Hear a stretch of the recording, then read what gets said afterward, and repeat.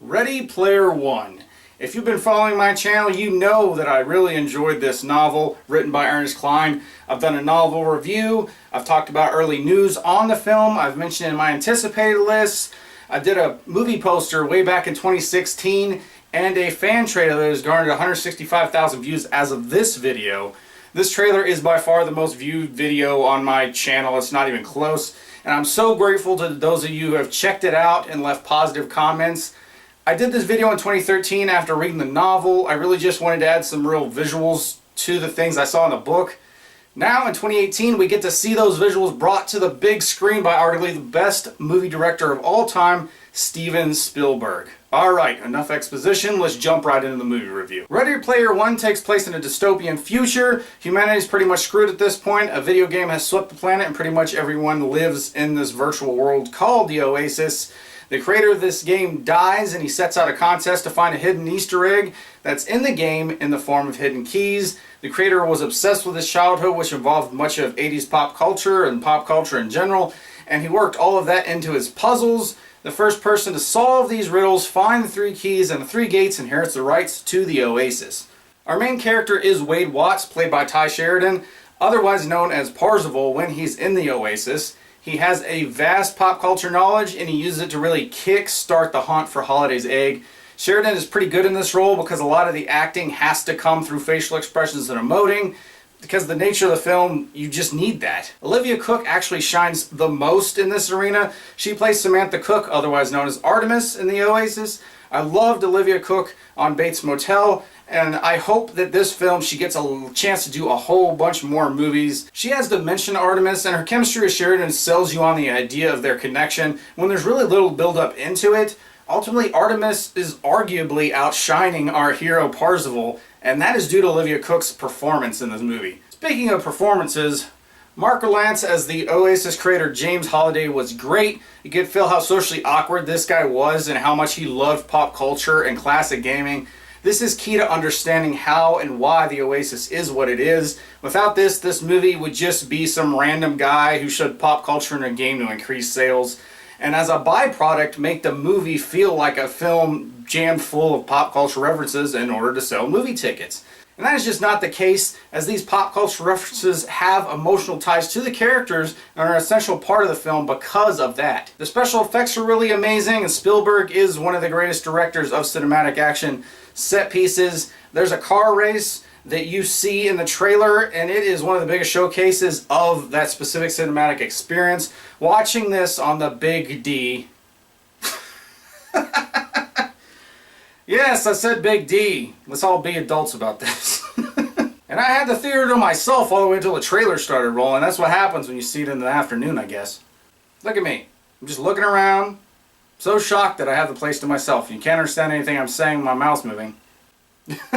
Watching the car race on a huge screen with the way the camera swept in and around the cars throughout the race made me feel like I was right in the thick of things. And I love the way they blurred the lines between the crappy real world and the Oasis. The Oasis walks a line visually between a video game and real life.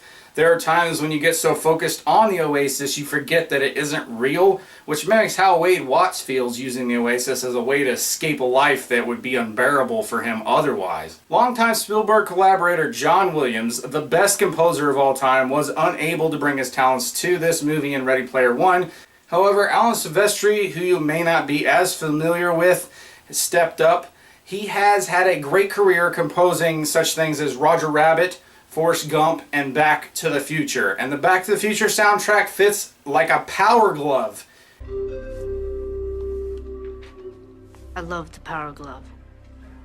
It's so bad.